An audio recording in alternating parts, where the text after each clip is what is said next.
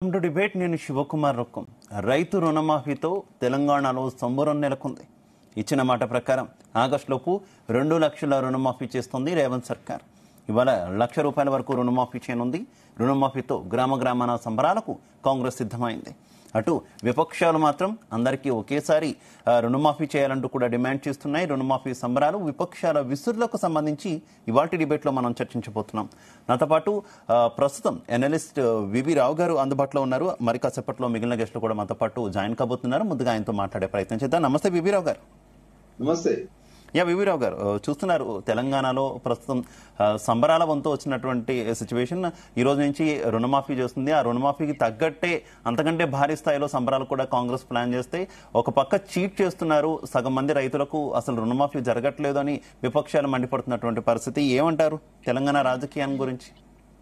ఇప్పుడు ఈ పరిస్థితి మనం కొద్దిగా గమనించినట్టయితే మనకు గత 10 సంవత్సరాలలో కేంద్రంలో ఉన్న బీజేపీ గాని, రాష్ట్రంలో ఉన్న బీఆర్ఎస్ ప్రభుత్వం గాని నెగ్లెక్ట్ చేసినటువంటి ప్రధానమైనటువంటి ఫీల్డ్ లో భాగంగా ఈ రోజు రైతుల సంక్షేమం అనేది వాళ్ళు నెగ్లెక్ట్ చేసినటువంటి పరిస్థితిలో ఈ రోజు కాంగ్రెస్ పార్టీ దాన్ని అవకాశంగా తీసుకున్నటువంటి పరిస్థితిలో మొన్న ప్రజలు పెద్ద ఎత్తున కాంగ్రెస్ పార్టీకి పట్టం కట్టారు.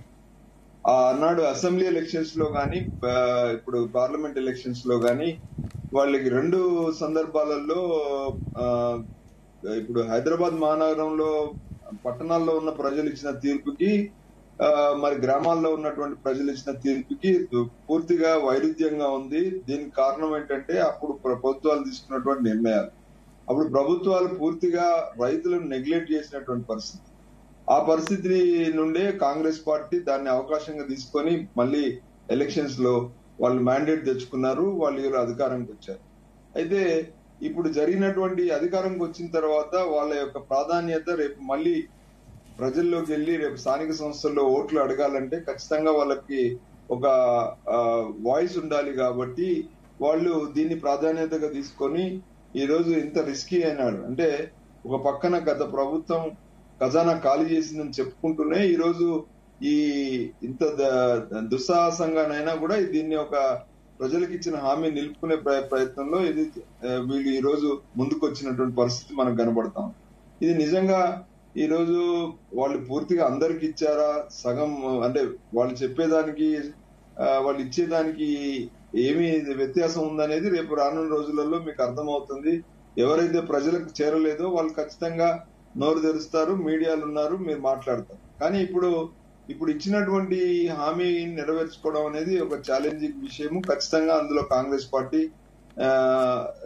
అంటే ఇప్పుడు ఈ రోజు సాయంత్రం డబ్బులు ఖాతాల్లో పడిందంటే మొదటి సక్సెస్ అని చెప్పుకోవచ్చు. అయితే ఇందులో ప్రధానంగా మనం చూడాల్సింది ఏంటంటే అపోజిషన్ పార్టీస్ ఈ రోజు గగ్గోలు పెడుతున్నాయని చెప్తా ఉన్నారు. అపోజిషన్ పార్టీస్ గగ్గోలు పెడతాయి, ఎందుకంటే వాళ్ళ మైలేజ్ కోసం వాళ్ళు పెడతారు, అది తప్పదు. కానీ ఇప్పుడు ఈ రుణమాఫీ ద్వారా ఏ రకంగా కాంగ్రెస్ పార్టీ సమగ్రమైనటువంటి ఆర్థిక విధానాన్ని తీసుకుంటుంది అనేది ముఖ్యం. వాళ్ళు ఖచ్చితంగా హోంవర్క్ చేసి ఆ బ్యాలెన్స్ చేస్తారా, మిగతా ఫీల్డ్స్ ని నెగ్లెక్ట్ చేస్తారా అనేది కూడా వాళ్ళ ఈ యొక్క డబ్బును పంచడం ద్వారా రేపు వాళ్ళు ప్రభుత్వాన్ని ముందుకు తీసుకెళ్లి అన్ని వర్గాలను సాటిస్ఫై చేసే విషయంలో ఎంతవరకు వాళ్ళు బ్యాలెన్స్ చేసుకుంటారు అనేది కూడా ఈ యొక్క రుణమాఫీ ప్రజలకు చేదిన తర్వాత వచ్చే పెద్ద ఛాలెంజ్. ఆ ఛాలెంజ్ ని వాళ్ళు ఒక పక్కన అపోజిషన్ పార్టీస్ ఎన్ని మాట్లాడినా కూడా ప్రజలు మాత్రం అన్ని గ్రహిస్తా ఉన్నారు. ప్రజలు ఒక కుటుంబంలో పిల్లలు లాంటి వాళ్ళకి ఎలా ఉంటుందంటే, ప్రజలు తల్లిదండ్రుల బాధ్యత ఏంటంటే సమయానికి వాళ్ళకు తిండి పెట్టడం అనేది చాలా ముఖ్యం. ఇప్పుడు ఒక పూట మేము తిండి పెట్టాం, లేదా ఒక అన్నం పెట్టాము, కూర పెట్టలేదు అని అంటే కూడా పిల్లలు గావు అని అరుస్తారు, దాని ఒక రియాక్షన్ ఉంటుంది. అలాగే ఇలా అపోజిషన్ పార్టీస్ ఎన్ని చెప్పినా కూడా మీరు ఇచ్చిన హామీలు నెరవేర్చుకోవడం అనేది ముఖ్యము. ఎందుకంటే విత్ ఇన్ షార్ట్ టైం మీరు లోకల్ బాడీ ఎలక్షన్స్ కి పోతున్నారు. ఆ లోకల్ బాడీ ఎలక్షన్స్ లో మీకు వాయిస్ కావాలంటే ఖచ్చితంగా ఇది నెరవేర్చాల్సిందే. రేపు మళ్ళీ అసెంబ్లీలో కూడా మీరు అసెంబ్లీని ఫేస్ చేయబోతున్నారు. అసెంబ్లీలో అపోజిషన్ పార్టీస్ యొక్క వాడి వేడిని కూడా చూడబోతున్నారు. కాబట్టి దీని యొక్క పర్యవసానం ఎదుర్కోవడానికైనా ఇప్పుడు మీరు డబ్బులు ఇవ్వడం అనేది ప్రజలు వాళ్ళ యొక్క అవసరాలు అంటే ప్రస్తుతం మీరు ఇచ్చిన హామీని నెరవేర్చుకోవడానికి ప్రజలు కంపల్సరిగా ఈ విషయంలో హర్షిస్తారు. ప్రజలంటే ముఖ్యంగా రైతులు. నేను రైతులకు ఈ రోజు గతంలో మీరు హామీ ఇచ్చారు ఏంటంటే అందరి రైతులకు ఇవ్వడం సమంజసం కాదు, ఒక లిమిట్ ఉండాలి, ఒక అర్హులైన వాళ్ళకి ఇవ్వాలన్నారు. కానీ ఇలా అర్హులైన వాళ్ళు ఎవరు అనే విషయంలో మీరు ఒక డేటా గానీ ఒక అనౌన్స్ గానీ చేయలేదు. అంటే ఎవరు అర్హులు ఎవరు అనర్హులు. మరి మీరు కూడా మళ్ళీ బీఆర్ఎస్ పార్టీ చేసే తప్పు మళ్ళీ మీరు చేస్తా ఉన్నారు. ఓ పక్కన మీకు బడ్జెట్ లేదు, బడ్జెట్ సరిపోదని చెప్పుకుంటూనే మరి ఎందుకు ఈ ఒక క్లారిటీ తీసుకొచ్చే విషయంలో ఇప్పటికీ ఎలాంటి కసరత్ చేయలేదు. ముందు లిమిటేషన్స్ ఉన్నాయని చెప్తూనే ఇప్పుడు మొత్తం అందరికి ఇస్తామని మళ్ళీ మీరే మార్చుకున్నటువంటి పరిస్థితి. అంటే మీరు ఇచ్చిన హామీలకు మీరే ప్రజల్లో వచ్చిన ప్రెషర్స్ కి మీరు తట్టుకోలేక మీరు ఇస్తున్నారు అనేది అర్థమవుతుంది. కాబట్టి దీని యొక్క పర్యవసనాలు మళ్ళీ మీరే ఫేస్ చేయాల్సిన పరిస్థితి ఉంటుంది. ఎందుకంటే మీకు తెలుసు ఆర్థిక విధానంలో ఇప్పుడు ఉన్న పరిస్థితిలో ఒక సంక్షేమానికి పెద్దపీట వేస్తే అభివృద్ధి దెబ్బతింటుంది. గత ప్రభుత్వం అభివృద్ధికి పెద్దపీట వేసింది, సంక్షేమం విషయంలో నెగ్లెక్ట్ చేసింది కాబట్టి దాని దెబ్బపడింది. సో ఇలాంటి ఇంబ్యాలెన్స్ అనేది ఖచ్చితంగా ఉంటుంది. ఇది మనం వేచి చూడాలి మరి ఎలాంటి రియాక్షన్ ఉంటుంది వీళ్ళకి. ఓకే ఓకే ఓకే బీబీరావు గారు, మనం బీఆర్ఎస్ అలాగే బీజేపీ వెర్షన్ కూడా, విపక్షాల వెర్షన్ కూడా వినే ప్రయత్నం చేద్దాం. మనతో పాటు భారతీయ జనతా పార్టీ నుంచి ప్రేమేందర్ రెడ్డి గారు జాయిన్ అయ్యారు, అలాగే బీఆర్ఎస్ నుంచి ఆంజనేయులు గౌడ్ గారు కూడా జాయిన్ అయ్యారు. ఇద్దరికి కూడా నమస్కారం. ముందుగా ప్రేమేందర్ రెడ్డి గారు, మీ దగ్గరికి వస్తున్నాను. ప్రేమేందర్ రెడ్డి గారు, ఏంటి రుణమాఫీ ఈ రోజు నుంచి స్టార్ట్ కాబోతుంది. రుణమాఫీ ఏ స్థాయిలో చేస్తున్నారో సంబరాలు కూడా అంతే స్థాయిలో నిర్వహించేటటువంటి ప్రయత్నం కాంగ్రెస్ సర్కార్ చేస్తుంది. పార్టీని కూడా మమేకం చేస్తుంది. ఈ కార్యక్రమానికి సంబంధించి మీరేమంటారు? ఏ ప్రభుత్వం అయినా తాము ప్రజలకు ఏదైనా సహాయం చేసినప్పుడు దాన్ని గొప్పగా చెప్పుకునే ప్రయత్నం చేస్తుంది. అందులో కొత్తదనం ఏం లేదు. కాకపోతే ఇక్కడ వీళ్ళు చాలా వాగ్దానాలు చేశారు ఎన్నికల ముందు. ముఖ్యంగా 6 వాగ్దానాలు అంటే అవి దాదాపు 18 ఉన్నాయి. మొత్తం కలిపి 420 ఉన్నాయి. అందులో ప్రధానమైనవి చాలా ఉన్నాయి. వాటిని చూసే ప్రజలు ఓట్లేసిండ్రు. మహిళలకు 2500, తర్వాత పెన్షన్, తర్వాత నిరుద్యోగ భృతి, తర్వాత మిగతా రైతులకు ఇప్పుడు ఇది ఒక్కటే కాదు వాళ్ళు చెప్పింది. రైతు భరోసా 15,000 రూపాయలు ఎకరానికి, తర్వాత కౌలు రైతులకు 15,000 రూపాయలు, అదే విధంగా రైతు కూలీల అకౌంట్ లో 12,000 రూపాయలు. ఇవన్నీ కూడా మాట్లాడి ఇవాళ ఇది ఒక్కటి చేస్తున్నారు. ఒక్కటి చేయగానే సంబరాలు చేసుకోవడం కాదు కదా, మిగతాయి కూడా చేయవలసిన యొక్క అవసరం ఉంది. ఇందులో కూడా ఏంటంటే ఎన్నికల ముందు ముఖ్యమంత్రి గారు ఒక మాట చెప్పింది. ఏమిటంటే, నేను ఈ రోజు చెప్తున్నాను, మీరెవరైనా కనుక 50,000 1,00,000 తీసుకుంటే వెళ్ళి వెంటనే 2 లక్షలు తీసుకోండి, 2 లక్షల రుణమాఫీ చేస్తాం అని చెప్పారు. ఎక్కడ కూడా కండిషన్స్ గురించి మాట్లాడలే. ఎవరికి చేస్తాం అని చెప్పి ఎక్కడ మాట్లాడలే.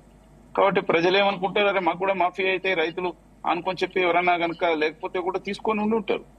ఇవాళ అందులో తీసుకున్న వాళ్ళలో ఏ కారణం చేతనైనా ఇంకేదేదో వీళ్ళు పెట్టే ఒక నిబంధనల కిందకి రాకుండా పోయే అవకాశాలు కూడా చాలా కనిపిస్తున్నాయి. కాబట్టి ఇక్కడ బేషరతుగా మీరు ఏదైతే ఎన్నికల ముందు ఒక మాట చెప్పారు, ఆ మాటని ఇంప్లిమెంట్ చేయండి. అప్పుడు చాలా మంది అన్నారు, గత బీఆర్ఎస్ ప్రభుత్వమే 1,00,000 రూపాయలు చేయలేదు, 40,000-50,000 రూపాయల వరకు చేయడం కూడా అతి కష్టం అయిపోయింది, అది పూర్తిగా చేయలేదు. కాబట్టి మీరేం చేస్తారు 2 లక్షలు అంటే? మాకు చాలా అనుభవం ఉంది, మేము చాలా సంవత్సరాలు ఈ రాష్ట్రాన్ని దేశాన్ని పరిపాలించినాం, కాబట్టి మాకు ఎకనామిక్స్ తెలుసు, మేము చేయగలుగుతాం, మాకు ఏ విధంగా సంపదను పెంచాలో తెలుసు, పంచాలో తెలుసు అని చెప్పి డైలాగ్స్ కాంగ్రెస్ పార్టీ కొట్టినప్పుడు మళ్ళీ ఇప్పుడు ఏంటిది, మాకు ఖజానా ఖాళీ ఉంది, లంక బిందెలు లేవు, మట్టి బిందెలున్నాయి, ఇవన్నీ ఈ మాటలన్నీ దేనికి? నేనేమంటున్నా అంటే, మీరు ఏదైతే మాట చెప్పినో అది నిలుపుకుంటే అప్పుడు సంబరం చేసుకుంటే అర్థం ఉంటది. ఇలా సగం కూడా చేయకుండా దానికి సంబరాలు చేసుకుంటాం అంటే చేసుకోండి. మీరు ప్రజలు రైతులు ఏ విధంగా దాన్ని తీసుకోవాలో అట్నే తీసుకుంటారు. నిన్న కూడా మాట్లాడుతూ ప్రేమేందర్ రెడ్డి గారు, సీఎం డిప్యూటీ సీఎం ఇద్దరు కూడా మాట్లాడుతూ చాలా కష్టపడ్డాం ఈ రుణమాఫీ హామీ అమలు చేయడానికి, ప్రతి చిల్లిగవ్వ రూపాయి కూడబెట్టి చేస్తున్నాం, ఎందుకంటే మేము ఇచ్చినటువంటి హామీ నిలబెట్టుకునే ప్రయత్నం చేస్తున్నాం, రైతులకు న్యాయం చేసే ప్రయత్నం చేస్తున్నాం అన్నారు కదా. ఏంటి చిత్తశుద్ధి కనిపించట్లేదా వాళ్ళ చిత్తశుద్ధి? అంటే మీరు కష్టపడ్డామంటే కష్టపడకపోవడం, వాళ్ళు చెప్పిన యొక్క హామీలు అన్ని గనక అయితే వాళ్ళ హామీలతోనే ప్రజలు ఓట్లేసి గెలిపించిండ్రు. మరి ఎట్లా వాళ్ళ యొక్క శాసనసభ పక్షం అయిపోయి బీఆర్ఎస్ లో విలీనం అయిపోయింది. అటువంటి పరిస్థితులలో వాళ్ళను ప్రజలు వేల మెజార్టీతో గెలిపించిండ్రు. కొన్ని చోట్ల 50,000, 60,000, 70,000 మెజార్టీతో గెలిపించిండ్రు. అంటే ఎందుకు గెలిపించిండ్రు? మీరు మీ గ్యారంటీలు అనే పేరుతో చెప్పి మా గ్యారంటీ చూడండి అని. కానీ ఆ గ్యారంటీలను ఎట్లా వమ్ము చేసుకుంటూ వస్తున్నారు? ఫస్ట్ మీరు అన్నారు ముందు వడ్లకు క్వింటాల్ కి 500 రూపాయలు బోనస్ ఇస్తామన్నారు.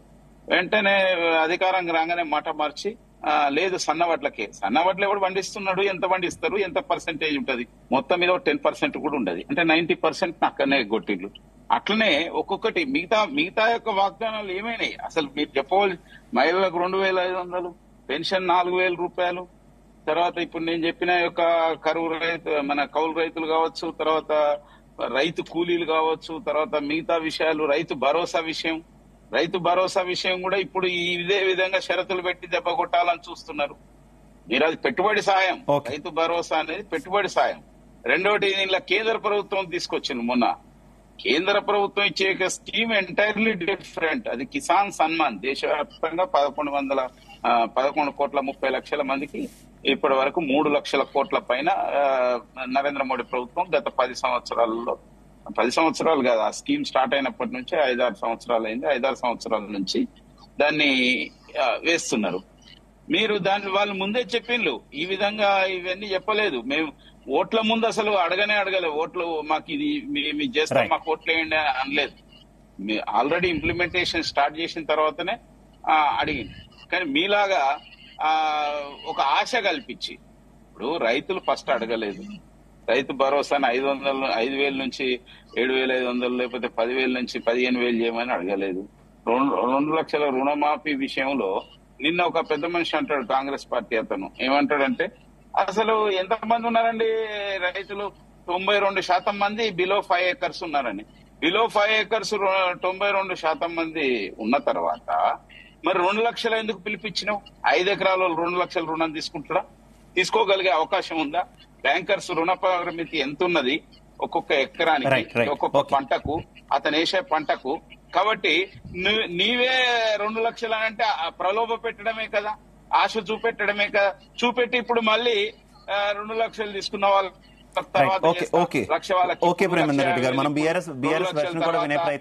ఏమిటి అంటున్నా? ఇవన్నీ మాట మార్చడం కాదా? కాబట్టి వాళ్ళు ఇలా సంబరాలు చేసుకునేదానికి అర్థమే లేదని నేను చెప్తున్నా. వాళ్ళకై వాళ్ళు సంకలు గుద్దుకుంటే గుద్దుకోవచ్చు, దానివల్ల వచ్చే ఉపయోగం ఏం లేదు. Right okay. ఆంజనేయులు గారు మీరు ఏమంటారు? ఏ రకంగా చూస్తున్నారు ఈ కాంగ్రెస్ సర్కార్ రైతు రుణమాఫీ అసలు మీరు చెయ్యలేదు కాంగ్రెస్ సర్కార్ అని మీరు సవాళ్ళు కూడా విసిరారు కదా, ఇప్పుడు చేసి చూపిస్తున్నా ఉంటున్నారు. త్వరలోనే హరీష్ రావు రాజీనామా కూడా డిమాండ్ చేసే అవకాశాలు అయితే కనిపిస్తున్నాయి. ఏమంటారు? ఇంతకుముందు ప్రేమేందర్ రెడ్డి అన్న చెప్పినట్టు ఇప్పుడు కొండంతా ఎగ్గొట్టి గోరంతా ఒడ్డించి హంగామా చేసే ప్రయత్నం కాంగ్రెస్ పార్టీ వాళ్ళు చేస్తా ఉన్నారు, కాంగ్రెస్ పార్టీ ప్రభుత్వం చేస్తా ఉంది. ఇప్పుడు అనేక హామీలు ఇచ్చారు కదా, ఆ హామీలన్నీ ఎగ్గొట్టారు కదా. ఇప్పటికీ రైతు భరోసా నిధులు రైతుల అకౌంట్లలో జమ కాలేదు. కౌలు రైతుల మాట ముచ్చటని లేదు అసలు ఇప్పటికీ. ఇప్పుడు ఇవన్నీ ఎగ్గొట్టి ఇవాళ ఈ రైతు రుణమాఫీ పేరిట అది కూడా పూర్తిగా అమలు చేయడం లేదు కదా. అనేక కొర్రీలు పెట్టారు కదా రైతు రుణమాఫీకి. రేషన్ కార్డు నిబంధన పెట్టారు, తర్వాత మళ్ళీ అది లేదు అని చెప్పి కలెక్టర్ల రివ్యూలో చెప్పినప్పటికీ గైడ్ లైన్స్ లో మాత్రం రేషన్ కార్డు నిబంధన అట్లే ఉంది. మరి రేషన్ కార్డు లేని రైతుల పరిస్థితి ఏంది? దాంతో పాటు రైతు మిత్ర రుణాలకు రుణమాఫీ వర్తించదని చెప్పారు. గోల్డ్ మీద తీసుకున్న రుణాలకు రుణమాఫీ వర్తించదని చెప్పారు. స్వయం సహాయక మహిళా గ్రూపుల నుంచి తీసుకున్న రుణాలకు రుణమాఫీ వర్తించదని చెప్పారు. అందరు రైతులకు బ్యాంకులను ఆశ్రయించి బ్యాంకుల ద్వారా రుణాలు తీసుకునే చొరవ ఉండదు కదండి. అందరు బ్యాంకర్లను ఇన్ఫ్లుయెన్స్ చేసి రుణాలు తీసుకోలేరు రైతులు. చాలా మంది రైతులు స్వయం సహాయక బృందాల నుంచి, రైతు మిత్రుల నుంచి, లేకపోతే గోల్డ్ పెట్టి రుణాలు తీసుకుంటారు. మరి ఆ రుణాల పరిస్థితి ఏంది? వాటికి రుణమాఫీ ఎందుకు వర్తింపజేయరు? దాంతో పాటు మళ్ళీ ఇవాళ రీషెడ్యూల్ రుణాలను రీషెడ్యూల్ రుణాలకు కూడా రుణమాఫీ వర్తించదని అంటున్నారు. ఆర్బీఐ నిబంధనల ప్రకారమే పంట నష్టం వచ్చినప్పుడు లేకపోతే రకరకాల కారణాల వలన రైతులు నష్టపోతే ఆర్బీఐ నిబంధన ప్రకారం బ్యాంకులు రీషెడ్యూల్ చేస్తాయి. కానీ ఆ రీషెడ్యూల్ రుణాలు కూడా ఇవాళ రుణమాఫీ వర్తించదని చెప్పి కాంగ్రెస్ పార్టీ ప్రభుత్వం చెప్తా ఉన్నది.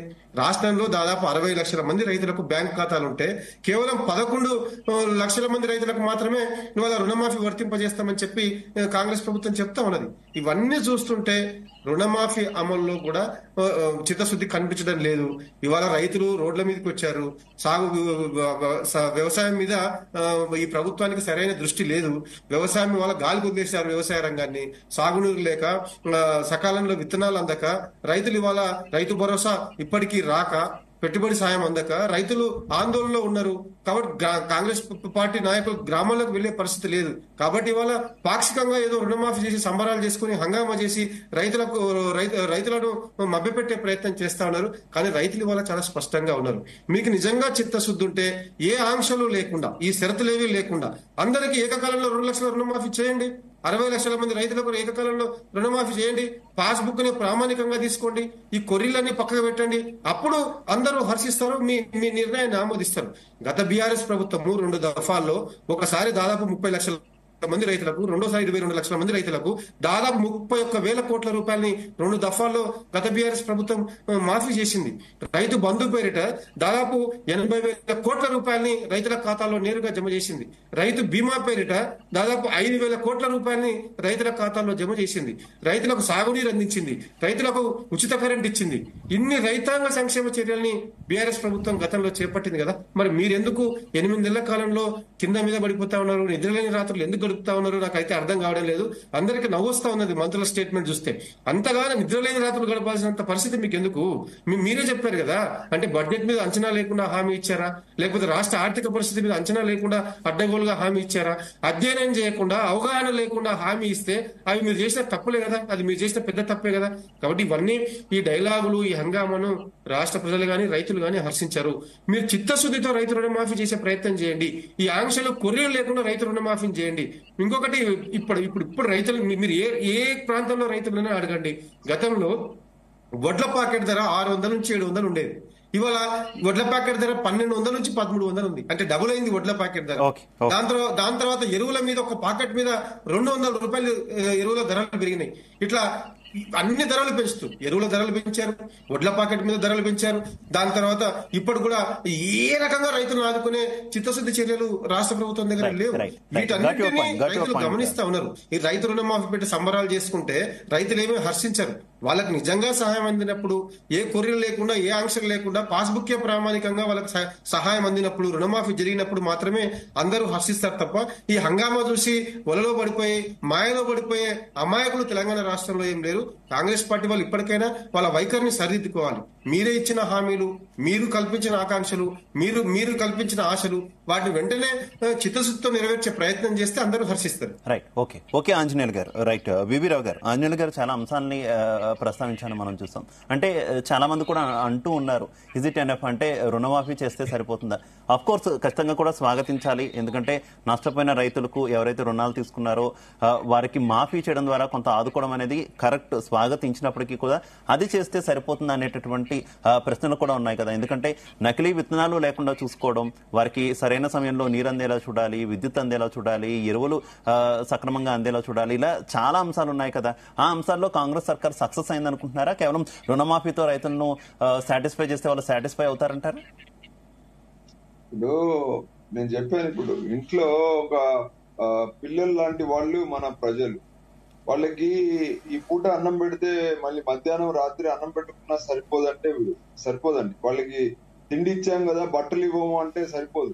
ఆ బట్టలు ఇచ్చాము, తిండి ఇచ్చాం కదా, మేము ఆడుకోవడానికి ఆ వస్తువులు ఇవ్వమంటే సరిపోదండి. ఈ రకంగా ప్రజలు కూడా ఈ రోజు వ్యవసాయ వ్యవస్థలో ఉన్నటువంటి అవసరాలన్నీ తీర్చుకునే విషయంలో గత ప్రభుత్వాలు, ఆనాడు ఎన్టీ రామారావు గారు 2 రూపాయల బియ్యం స్టార్ట్ చేస్తే రూపాయి బియ్యానికి వచ్చింది.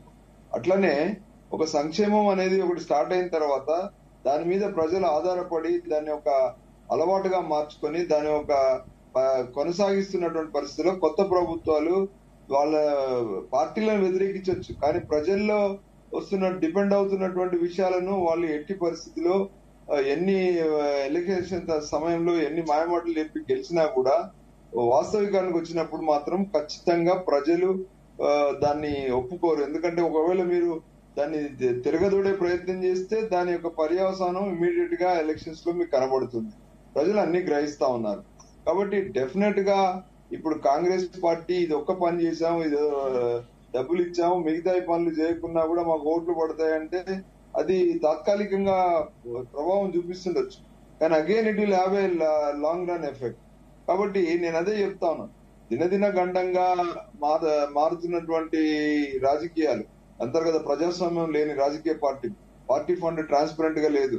ఏదో ఇప్పుడు పార్టీలో విత్ ఇన్ ద పార్టీ లోపలనే అన్ని పార్టీలలో అదే కదా, కాంగ్రెస్, బీజేపీ, టీఆర్ఎస్ అన్ని కూడా ఇప్పుడు ఒక వ్యక్తి సెంట్రిక్ గా నడుస్తా ఉంది. ఇప్పుడు ఇలాంటి అసమానంగా ఉన్నటువంటి విధానాలకు మూలం ఏంటంటే కొద్దిమంది వ్యక్తులు తీసుకునే నిర్ణయం. అంటే ప్రజాస్వామ్యబద్ధంగా పార్టీలో స్ట్రక్చర్, అంతర్గత ప్రజాస్వామ్యం లేదు, కింది స్థాయి నుంచి వెళ్ళి ఒక నిర్ణయం తీసుకునే పరిస్థితి లేదు. అలాగే అసెంబ్లీలలో కూడా మంత్రులకు, ఎమ్మెల్యేలకు ప్రాధాన్యత లేదు. ఒక ముఖ్యమంత్రే అన్ని నిర్ణయం చేయాలి. గతంలో హామీ ఇచ్చాం, మేము గెలిపించాం, నేను ఇచ్చిన హామీలకు గెలిపించాం కాబట్టి మీరందరూ చెప్పినట్టు వినాలి అనేటువంటి ఒక ధోరణి అసెంబ్లీలలో ప్రతి ఒక్క నిర్ణయంలో కనబడుతున్నటువంటి పరిస్థితిలో ఈ అసమానమైనటువంటి డెవలప్మెంట్ మోడల్, ఈ అసమానమైన డెవలప్మెంట్ మోడలే కదా గత బీజేపీ ప్రభుత్వాన్ని, బీఆర్ఎస్ ప్రభుత్వాన్ని ఓడించింది. మీరు ఎన్ని ఇచ్చారు, ఇన్ని ఇచ్చాం, అన్ని ఇచ్చాం అంటే మిగతా విషయాలు ఏంటి అడుగుతున్నారు. ఆ విషయాలకు సమాధానం లేనప్పుడే కదా ఈ ఎన్నికలలో ఇలాంటి రియాక్షన్స్ వస్తా ఉన్నాయి. సో డెఫినెట్ గా ఇప్పుడు వీళ్ళు కాంగ్రెస్ పార్టీ ఇప్పుడు ఇచ్చారు కాబట్టి రేపు పొద్దున్నే ఏదో అంత జరిగిపోతుందని కాదు. ఖచ్చితంగా కాంగ్రెస్ పార్టీ సమతుల్యమైనటువంటి డెవలప్మెంట్ విధానాన్ని మాత్రం అవలంబించాలి. మీరు సంబరాలు చేసుకోండి, తప్పలేదు, కానీ ప్రజలు సంబరాలు చేసుకునే పరిస్థితిలో ఉండాలి. అన్ని మేమే ఇచ్చాం కాబట్టి మేము సంబరాలు చేసుకున్నాం అని చెప్పి మనమే సంకలు కొట్టుకోవడం కాదు. ప్రజలు దాన్ని హర్షించాలి. ప్రజలు వాళ్ళ యొక్క దీని విధానాన్ని మెచ్చుకునే పరిస్థితిలో మీరు నిర్ణయాలు తీసుకుంటే చాలా బాగుంటుందని నేను అభిప్రాయపడుతున్నాను. Right, okay. మనతో పాటు జాయిన్ అయ్యారు కాంగ్రెస్ పార్టీ నుంచి కపిలభాయ్ దిలీప్ కుమార్ గారు. నమస్తే దిలీప్ కుమార్ గారు. గుడ్ మార్నింగ్ అండి. Very good morning Dilip Kumar గారు. దిలీప్ కుమార్ గారు, ఏంటి చాలా బిజీగా ఉన్నట్టున్నారు కాంగ్రెస్ నాయకులంతా కూడాను. ఈ రోజు రుణమాఫీ ప్రజల్లోకి విస్తృతంగా తీసుకెళ్లే ప్రయత్నం చేస్తున్నట్టున్నారు. క్వశ్చన్ రిపీట్ చేయరా? సారీ. చాలా బిజీగా ఉన్నట్టున్నారు కాంగ్రెస్ లీడర్స్ అంతా ఈ రోజు. రుణమాఫీ అంశాన్ని ప్రజల్లోకి విస్తృతంగా తీసుకెళ్లే ప్రయత్నాలు చేస్తున్నట్టున్నారు. రుణమాఫీ అనేది ఒక రికార్డ్ స్థాయిలో ఒక అచీవ్మెంట్. ఎందుకంటే అందరు కూడా ఇది సాధ్యం కాదు, ఇవ్వలేము, ఉత్తమ హామీ అన్నారు కాబట్టి అది సాధించాం. కాబట్టి సహజంగా కూడా మాకు ఆనందం అయితే ఉంది. రికార్డ్ స్థాయిలో రుణమాఫీ చేయగలిగాం. ఆర్థిక పరిస్థితి అస్తవ్యస్తంగా ఉన్నా కూడా somehow we could manage. And not only that, ఈ ఫస్ట్ విడత 1 lakh కాకుండా August 15th లోపల రెండో విడత కూడా డిపాజిట్ చేయబోతున్నారు. టీఆర్ఎస్ సర్కార్కు దాదాపు 10 సంవత్సరాలు పట్టింది ఆ హామీ నెరవేర్చుకోవడానికి. చివరి ఇన్స్టాల్మెంట్ అయితే దాదాపు ఎలక్షన్ దగ్గరికి వచ్చిన తర్వాత కానీ ఇవ్వలేకపోయారు. సో మేము 9 నెలల లోపలే ఈ అచీవ్మెంట్ చేసాం. అందులో రైతులందరూ కూడా సంతోషంగా ఉన్నారు. ఇది రైతులకు వాళ్ళ ఇళ్లలో పండగ కాబట్టి మాకు కూడా ఒక పండగ లాంటి సందర్భమే. ఆ కాన్ఫిడెన్స్ అనేది డెఫినెట్ గా మీరు అన్నట్టుగా మా లోపల ఉంది. అది ఇంకా ఎక్కువ కాన్ఫిడెన్స్ కూడా ఇస్తుంది రాబోయే రోజుల్లో. మిగిలిన హామీలు కూడా నెరవేర్చుకుంటాం. హరీష్ రావు మాటలు విన్నారు కదా, ఆయన ఇంకా మా 6 హామీలు 100% ఇంప్లిమెంట్ అయినాక అప్పుడు కానీ రాజీనామా చేయటంటే ఎప్పటికీ ఏది అవసరమో అది మాట్లాడేటువంటి ఆ పొజిషన్. ఈ రోజు అసలు దాని మీద ఒక మాట కూడా హరీష్ మాట్లాడకపోవడం, సరే కనీసం స్వాగతిస్తున్నా అనే మాట కూడా అనకపోవడం అనేది దారుణం. అది సో ఈరోజు మంచిని మంచి అనాలా, చెడు అనాలా. పొజిషన్కి ఉన్నటువంటి బాధ్యత ఏంటంటే మంచిని మంచి అనడం, ఒకవేళ మేము మంచి చేయకపోతే చెడు చెడు అనడం. అయితే దిలీప్ కుమార్ గారు, విమర్శలు కూడా ఉన్నాయి కదా ఈ రుణమాఫీకి సంబంధించి. మీరు ఇచ్చినటువంటి గైడ్ లైన్స్ లో కావచ్చు, అమలు చేస్తున్న తీరులో కావచ్చు, కొన్ని విమర్శలు మీ దృష్టికి కూడా వచ్చుంటాయి. ముఖ్యంగా రీషెడ్యూల్ చేసినటువంటి రుణాలకు రుణమాఫీ వర్తించకపోవడం, అలాగే రేషన్ కార్డుకు సంబంధించి కొంత క్లారిటీ ఇచ్చే ప్రయత్నం అయితే చేసినప్పటికీ కూడా కేవలం ఇది నోటి మాటగానే ఉంది, కానీ ఎక్కడ కూడా ఇచ్చినటువంటి నోటిఫికేషన్ లో ఈ రకమైనటువంటి గైడ్ లైన్స్ లేవు. రేషన్ కార్డు లేకపోయినా కూడా రుణమాఫీ చేస్తామనేటటువంటి అంశాన్ని విపక్షాలు ప్రధానంగా ప్రస్తావిస్తున్నాయి కదా, ఏంటి ఏమైనా క్లారిటీ ఇస్తారా? ఒకటి, రేషన్ కార్డు అనేది ఒక ప్రామాణికం. ఆ రేషన్ కార్డు ఏదైతే ఉన్నదో దాన్ని మనం అనుగుణంగానే చేయగలుగుతాం తప్ప ఫ్యామిలీ ఒక యూనిట్ అన్నప్పుడు రేషన్ కార్డు ఒక యూనిట్ అనేది ఖచ్చితంగా ఫ్యామిలీ వాళ్ళ మెంబర్స్ అందరూ ఉంటారు. సో ముందు రేషన్ కార్డు అనేది ఒక ప్రామాణికంగా పెట్టుకొని చేసిన మాట వాస్తవమే. కానీ ఇది అక్కడికి ఆగదు. చాలా మంది రైతులకు ఇదివరకు మీకు బహుశా నిన్న మా సీఎం గారు ప్రయత్నం చేశాడు చెప్పడానికి, తర్వాత కోదండ రెడ్డి గారు ప్రయత్నం చేశాడు. మీకు రేషన్ కార్డు లేకపోయినా సరే ఆధార్తో లేకపోతే ఇంకొక అనుసంధానం చేసుకున్నటువంటి మిగిలిన డాక్యుమెంట్ అయినా సరే వేరే ఐడి కార్డుతో మీరు బ్యాంకుల దగ్గర లోన్ తీసుకొని ఉంటే అవి కూడా మీరు తీసుకోవడానికి అవకాశం ఉంటుందని చాలా క్లారిటీ చెప్పాడు. అది ప్రాసెస్ కొంత లేట్ కావచ్చు. అదే కాకుండా మీకు ఒక అప్పీల్ కు ఒక అధికారి, నోడల్ అధికారి ఉన్నాడు ప్రతి దగ్గర. బ్యాంక్ లో ఒక నోడల్ అధికారి ఉన్నాడు, బయట ఒక నోడల్ అధికారి ఉన్నాడు. So you can always say that నేను లోన్ తీసుకున్నాను, ఈ పాస్బుక్ ద్వారా తెచ్చుకున్నా, నాకున్న పట్టా పాస్బుక్ ద్వారా తెచ్చుకున్నా అనేటువంటి మాట చెప్పడానికి మీకు ఆస్కారం ఉంటుంది. అయితే అది రెండు రావు. ఒక ఫ్యామిలీకి 2 లోన్స్ మీకు అర్హత లేదు. సపోజ్ ఒకే లోన్ తీసుకొని ఉంటే, లేదా 2 తీసుకున్నా 3 తీసుకున్నా, ఇవన్నీ కలిపి ఒకటైతేనే, అంటే ఒక ఫ్యామిలీకి ఒకటే అనేది తప్ప వేరే కారణం లేదు. But at the same time ration card లేకపోయి ఎవరైనా లోన్స్ తీసుకుంటే వాళ్ళకి రాకుండా ఉండే ఆస్కారం లేదు. ఆ అధికారికి మీరు అప్పీల్ చేసుకోవచ్చు. వాళ్ళు వెరిఫై చేస్తారు మీరు ఆల్రెడీ రేషన్ కార్డు తీసుకున్నారా లేదా అని చూసి, తీసుకోకపోతే అది కూడా ఇస్తారు. చాలా క్లియర్ గా చెప్పాము. సో అందరికీ అందుబాటులోకి రావాలి. ఎందుకంటే సహకార బ్యాంకులు, వేరే కొన్ని బ్యాంకులు, వీటి దగ్గర మీరు మీ పట్టా పాస్ పుస్తకము లేకపోతే ఇంకో ఆధార్ కార్డు ఇంకేదో చూపించి మీరు తెచ్చుకొని ఉంటారు. మీరు అప్పుడు రేషన్ కార్డు ఇచ్చి ఉండదు. అయినా సరే వాటికి కూడా ఖచ్చితంగా ప్రభుత్వం ఇస్తుంది. కాబట్టి ఒక ప్రామాణికత కోసమే రేషన్ కార్డు తప్ప రేషన్ కార్డు ఉన్న వాళ్ళకి ఇస్తామని కాదు. ఇంకొకటి, ఇది అగ్రికల్చర్ డిపార్ట్మెంట్ సంబంధించిన వ్యవస్థ. నెక్స్ట్ మీకు సివిల్ సప్లైస్ వాడు ఉన్నారు. దాదాపుగా గత ప్రభుత్వం చాలా మంది విమర్శలు చేసినట్టుగా 10 ఏళ్లలో కొత్తగా వాళ్ళు ఒక్క రేషన్ కార్డు కూడా ఇవ్వలేదు. సెన్సస్ కండక్ట్ చేసి ఇంట్లో పడుకున్నారు. సో వాటికి సంబంధించి దాదాపు 20 లక్షల మంది తరఫున సుప్రీంకోర్టుకు పోతే ఇంతమందిని, అంటే వాళ్ళను తొలగించినవి కూడా 20 lakhs తొలగించారు. సో ఇంతమందిని ఎట్లా తొలగిస్తారు మీరు? నేను రీఎగ్జామిన్ చేయమని సుప్రీంకోర్టు డైరెక్షన్ కూడా వాళ్ళు చేరే. ఈ రోజు మా దగ్గర సివిల్ సప్లైస్ డిపార్ట్మెంట్ లో ఇప్పుడు ఉన్నటువంటి రేషన్ కార్డులే కాకుండా ఇంకా కొత్తగా అర్హులైన వాళ్ళు 8 లక్షల మంది డాటా ఉంది. అది సివిల్ సప్లైస్ వాళ్ళు ఇవ్వాలి. వాళ్ళకి మళ్ళా క్యాబినెట్ డెసిషన్, క్యాబినెట్ ఏ విధంగా ఆలోచిస్తుంది, దానికి ఏం గైడ్లైన్స్ పెడుతుంది, వేరే అంశం అది. సో ఈ రోజు ఉన్న వాటికి అగ్రికల్చర్ డిపార్ట్మెంట్ ద్వారా ఇవన్నీ కూడా నేను చెప్పిన పద్ధతిలో వస్తే, అది కొత్తగా 8 lakhs కూడా శాంక్షన్ చేసింది అనుకోండి రేపు cabinet, that's their call, they will decide దానికి ఉన్న పారామీటర్స్ ఏంటి, ఇవాళ అవుతుంది. అది వస్తే ఆ 8 లక్షలు కూడా ఎలిజిబుల్ అవుతారు. సో మేము ఆ విషయంలో కూడా కొత్త రేషన్ కార్డు ఇవ్వడానికి సిద్ధంగా ఉన్నాం. అది అతి త్వరలో జరుగుతుంది. ఎందుకంటే ఆ డిపార్ట్మెంట్ వేరు, దాని యొక్క ఎక్సైజ్ వేరు, దాని పారామీటర్స్ వేరు, దానికి మళ్ళీ క్యాబినెట్ అప్రూవల్ ఇవన్నీ కావాలి. కాబట్టి 8 లక్షల మందికి దాదాపుగా కొత్తగా కూడా ఎలిజిబిలిటీ రాబోయే వాళ్ళు వచ్చే అవకాశం ఉంది. ఇదంతా కూడా విదిన్ 1 year చేస్తాం. విదిన్ 1 year లో ఆ పారామీటర్స్ కూడా డిసైడ్ చేసి కొత్త వాడు ఎంతమందికి ఇవ్వాల్సుకున్నామని చెప్తాం. Okay right. ప్రేమేందర్ రెడ్డి గారు, అసలు ఏంటి రుణమాఫీకి ఇలాంటి పథకాలకు సంబంధించి, హామీలకు సంబంధించి జాతీయ స్థాయిలో మీ పార్టీ విధానం ఏంటి? ఎందుకంటే కాంగ్రెస్ పార్టీ గతంలోనూ ప్రకటించింది, గతంలో కూడా జాతీయ స్థాయిలో రుణమాఫీ చేసినటువంటి పరిస్థితి, వచ్చే ఎన్నికల్లో కూడా ప్రధానంగా ఈ హామీ ఉండేటటువంటి అవకాశాలు ఎక్కువగానే కనిపిస్తున్నటువంటి పరిస్థితి. ఇది మీకు ఒక ఛాలెంజ్ గా పరిగణిస్తుందా రైతు రుణమాఫీ? ఎందుకనంటే కేవలం రుణమాఫీ ద్వారా ఏమీ జరగదు. ఎందుకంటే గతంలో మన్మోహన్ సింగ్ ప్రభుత్వం ఉన్నప్పుడు రుణమాఫీ చేసింది. అప్పుడు 75,000 కోట్లు. ఇవాళ దేశంలో దాదాపు 20 లక్షల కోట్లు బ్యాంకు రుణాలు ఉన్నాయి రైతులకు. కాబట్టి దానికంటే వాళ్లకు ఇంకా మెరుగైన ఎంఎస్పీ పెంచడం విషయంలో కావచ్చు, ఎరువుల సబ్సిడీ కావచ్చు, తర్వాత కిసాన్ సన్మాన్ కావచ్చు, ఇటువంటి విధంగా ఇవ్వాలనే ఉద్దేశంతోనే ఇవాళ 12 లక్షల కోట్ల రూపాయలు నరేంద్ర మోడీ గారి ప్రభుత్వం వచ్చిన కాంచి ఎరువుల సబ్సిడీ ఇచ్చారు. అదేవిధంగా 3 లక్షల కోట్ల పైన ఈ యొక్క మన కిసాన్ సన్మాన్ కింద వాళ్ళ అకౌంట్ లో వేయడం జరిగింది. కాబట్టి నువ్వు రైతులు తన కాళ్ళ పైన తాను నిలబడే విధంగా నువ్వు చూసుకోవాలి. కానీ ప్రతిసారి ఏదో రుణమాఫీ చేసుకుంటా పోయి దానివల్ల ఏదో ఉపయోగం ఉన్నది అనేది కాదు. అయితే రైతులు కష్టాలు ఉన్నారు, ఎప్పుడైనా ఒకసారి చేయడంలో తప్పు లేదు. వాళ్ళు చేస్తున్నారు. ఒక్కొక్క పార్టీది ఒక్కొక్క విధానం ఉంటది. ముందు చెప్పి ఓట్లకు వచ్చిండ్రు, వాళ్ళు ఓట్లు వేయించుకున్నారు, ఇవాళ చేస్తున్నారు. మేము ఏదైతే ఆ విధానాన్ని చెప్పాము, మేము వచ్చాము, మాకు ప్రజలు తీర్పిచ్చిండ్రు. అదే మేము కూడా రుణమాఫీ చేస్తామంటే మాకు 340-400 సీట్లు వచ్చు కావచ్చు. మేము అటువంటి దేశం యొక్క అభివృద్ధి, తర్వాత రైతుల యొక్క సంక్షేమం అన్నిటిని దృష్టిలో పెట్టుకుని భారతీయ జనతా పార్టీ ఇచ్చింది. మిగతా విషయాలలో అనేక రకాలుగా రైతులకు సహాయం చేసే యొక్క ప్రయత్నం చేస్తుంది. మద్దతు ధర విషయంలో కావచ్చు, మిగతా కొనుగోలు విషయంలో కావచ్చు, ఎన్నో రకాలుగా కిసాన్ యొక్క సాయిల్ హెల్త్ కార్డు కావచ్చు, నీటిపారుదల విషయంలో కావచ్చు, ఈ విధంగా అనేక రకాలుగా చేస్తూ వెళ్తున్న యొక్క ప్రభుత్వం నరేంద్ర మోడీ ప్రభుత్వం. అయితే ఇక్కడ ఈ యొక్క కాంగ్రెస్ ప్రభుత్వం మొన్న చేసింది ఏంటంటే కిసాన్ సన్మాన్ యొక్క రూల్స్ అప్లై చేస్తామని చెప్పింది.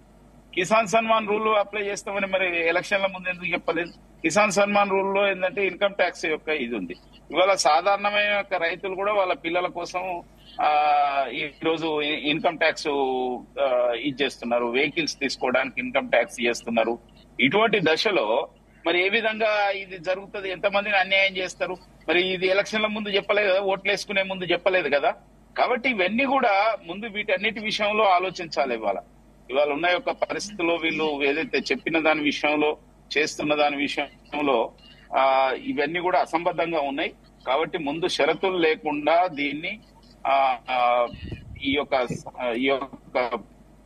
స్కీమ్ ను అప్లై చేయాలి, మాఫీ చేయాలని చెప్పి నేను డిమాండ్ చేస్తున్నాను. Right, okay. ఆంజనేయులు గారు, దిలీప్ కుమార్ గారు చాలా అంశాలు ప్రస్తావించారు. ప్రధానంగా మీరు చేస్తున్నటువంటి విమర్శలకి కొంత సమాధానం ఇచ్చే ప్రయత్నం చేశారు కదా, సాటిస్ఫై అయ్యారా? ఇప్పుడు కాంగ్రెస్ పార్టీ నాయకులు వాళ్ళు ఏ విధంగా సమర్థించుకునే ప్రయత్నం చేసినా ఈ రైతు రుణమాఫీ విషయంలో రైతులు మాత్రం హర్షించే పరిస్థితి వాళ్ళ రాష్ట్రంలో లేదు. బహుశా వాళ్ళు హంగామా చేసుకోవచ్చు, మోటార్ బైక్ ర్యాలీలు చేసో, పటాకులు కాల్సో, నానా హంగామా చేసుకోవచ్చు. కానీ వాళ్ళతో కలిసి సంబరాలు చేసుకుంటా ఉంటున్నారు కదా,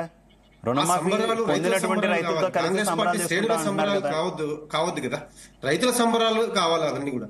కానీ అట్లా లేదు కదా, రైతులు ఇవాళ హ్యాపీగా లేరు కదా. నేను ఇంతకు ముందు చాలా అంశాలు మీ దృష్టికి మీ ద్వారా చెప్పే ప్రయత్నం చేసిన. ఇవాళ వడ్ల ప్యాకెట్ మీద ఒక్క వడ్ల ప్యాకెట్ 600-700 ఉంటే ఇవాళ 1200 అయింది కాంగ్రెస్ పార్టీ అధికారంలోకి వచ్చిన తర్వాత. ఒక్క ఎరువు ప్యాకెట్ మీద 200 రూపాయల ధర పెరిగింది. ఇప్పటిదాకా రైతు భరోసా నిధులు జమ చేయలేదు, ఇప్పటిదాకా కళ్యాణ లక్ష్మి చెక్కులు రావట్లేదు రైతులకు. కాబట్టి రైతు పెళ్లిళ్ళైతే ఆదుకునే దిక్కు లేదు. ఇవన్నీ రైతులు వాళ్ళ ఆందోళనలో ఉన్నారు. సరిగ్గా కరెంటు కోతలు ఉన్నాయి, సాగునీరు సరిగ్గా అందడం లేదు రైతులకు. ఇవన్నీ సమస్యల్లో రైతులు ఉన్నారు. కాబట్టి ఆ సమస్యల్లో ఉన్న రైతులు, ఆగ్రహంగా ఉన్న రైతుల నుంచి తప్పించుకోవడానికి హడావిడిగా చేస్తున్న ప్రయత్నం తప్ప దీనికి ఒక సైంటిఫిక్ అప్రోచ్ ను, శాస్త్రీయబద్ధంగా రుణమాఫీ చేసే ప్రయత్నం రాష్ట్ర ముఖ్యమంత్రి గారు చేస్తున్నట్టయితే ఎక్కడా కనిపించడం లేదు. మరి అట్లా శాస్త్రీయబద్ధంగా చేస్తే మీరే హామీ ఇచ్చారు కదా, ఏ కొర్రీలు లేకుండా రైతు రుణమాఫీ అమలు చేస్తామన్నారు కదా. మరి వాళ్ళు ఇన్ని కొర్రీలు ఎందుకు? పాస్బుక్ ప్రామాణికంగా తీసుకొని రాష్ట్రంలో ఉన్న రైతులందరికీ ఇవాళ ఒకే దఫాలో 2 లక్షల రుణాలు మాఫీ చేయొచ్చు కదా. చేయాలని చెప్పేసి ఛాలెంజ్ చేసింది మీరు, ఇప్పుడేమో హడావిడిగా చేస్తున్నారు అంటున్నారు. ఏది తీసుకోవాలి కాంగ్రెస్ లీడర్స్? ఇప్పుడు 8 నెలల కాలం గడిచిందండి. అధికారంలోకి వచ్చిన వెంటనే డిసెంబర్లోనే రైతు రుణమాఫీ చేస్తామని చెప్పారు. 8 నెలల కాలం ఎందుకు పట్టింది? ఒకవేళ పట్టింది అనుకోండి, ఆ అమలు చేసేదాన్ని శాస్త్రీయంగా అమలు చేయండి అనే మేము కోరుతా ఉన్నాం. రైతులకు న్యాయం జరగాలనే మా ఆకాంక్ష కూడా. వాళ్ళు ఇచ్చిన అన్ని గ్యారెంటీలు అమలు చేయాలనే బీఆర్ఎస్ పార్టీ వాళ్ళు వెంటబడతా ఉన్నది, కోరుతా ఉన్నది, డిమాండ్ చేస్తా ఉన్నది, ప్రజలతో కలిసి ఉద్యమం చేస్తా ఉన్నది. కానీ అట్లా జరగడం లేదు కదా. గత బీఆర్ఎస్ ప్రభుత్వం మీద ఎంతసేపు నిందలేసే ప్రయత్నం చేస్తా ఉన్నారు. కానీ గత బీఆర్ఎస్ ప్రభుత్వము సాగునీటి ప్రాజెక్టులు నిర్మించడంతో పాటు, పెండింగ్ ప్రాజెక్టుల పనులు పూర్తి చేయడంతో పాటు, ఉచిత కరెంట్ ఇవ్వడంతో పాటు రైతుల ఖాతాల్లో నేరుగా 1,00,000 కోట్ల రూపాయలకు పైగా జమ చేసింది. ఒక రైతు బంధువుల ద్వారానే 80,000 కోట్ల రూపాయలని రైతుల ఖాతాల్లో నేరుగా జమ చేసింది. రైతు బీమా ద్వారా 5,000 కోట్ల రూపాయలని రైతుల ఖాతాల్లో జమ చేసింది బీఆర్ఎస్ పార్టీ ప్రభుత్వం. 1,00,000 కోట్లకు పైగా సహాయం చేసిన బీఆర్ఎస్ పార్టీ ప్రభుత్వము మరొక దీంతో పాటు 31,000 కోట్ల రైతు రుణాలు మాఫీ చేసింది 2 దఫాలు. 60 లక్షల మంది రైతులు లబ్ధి పొందారు గత బీఆర్ఎస్ ప్రభుత్వం రుణమాఫీ. ఇవన్నీ వాస్తవాలు ఉన్నాయి కదా. ఈ వాస్తవాలన్నీ రైతులు మర్చిపోతారా? మీ హంగామా చూసి మర్చిపోతారా రైతులు? మీరు కూడా మంచి పేరు తెచ్చుకోండి, రైతుల హృదయాల్లో నిలిచే పనులు చేయండి. మీరు Swaminathan commission report, Swaminathan commission సిఫార్సులను అమలు చేస్తామన్నారు, రైతులకు గొప్ప హామీలు ఇచ్చారు. మరి ఆ దిశగా మీ అడుగులు పడడం లేదు కదా. ఆ దిశగా అడుగులు పడాలని మేము కోరుకుంటా ఉన్నాం. నిజంగా మీకు చిత్తశుద్ధి ఉంటే శాస్త్రీయబద్ధంగా అన్ని అధ్యయనం చేసి దాన్ని గ్రౌండింగ్ చేయండి స్కీమ్ ను. కానీ అట్లా చేయడం లేదు కదా. అనేక కొరీలు పెట్టారు కదా. రేషన్ కార్డు ప్రామాణికం కాదు, రేషన్ కార్డు ప్రామాణికం అని చెప్పారు, గైడ్ లైన్స్ లో ఉంది. మళ్ళీ కలెక్టర్ల రివ్యూలో రేషన్ కార్డు ప్రామాణికం కాదు అని చెప్తా ఉన్నారు. రైతు మిత్ర వాళ్ళకు రైతు మిత్ర రుణాలకు వర్తింపదంటున్నారు.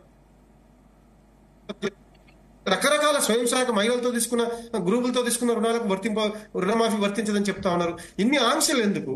ఇన్ని కొర్రీలు ఎందుకు? సాధ్యమైన మేరకు రుణమాఫీ భారాన్ని తగ్గించుకొని రైతులకు రుణమాఫీ ఎగ్గొట్టే దిశగానే ఈ స్కీమ్ ను మీరు డిజైన్ చేస్తా ఉన్నారు, అమలు చేసే ప్రయత్నం చేస్తా ఉన్నారు. కానీ అట్లా కాదు కదా. మీరే హామీ ఇచ్చారు కదా, మీరే నమ్మబలికారు కదా, మీరే ఆశలు రేకెత్తించారు కదా.